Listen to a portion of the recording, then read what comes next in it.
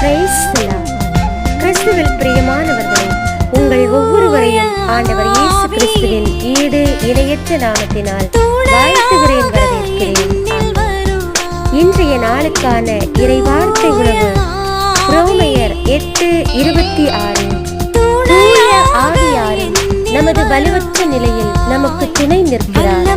ஏனெனில் எதற்காக எப்படி நாம் இறைவனிடம் வேண்டுவது என்பது நமக்கு தெரியாது.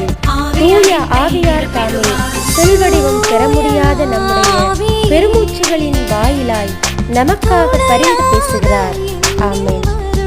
இயேசுவில் அன்பானவர்களே, இன்றைக்கான இறைவார்த்தையின் மூலம் நமக்காக பரிந்து பேசுபவர் தூய ஆவியானவர்.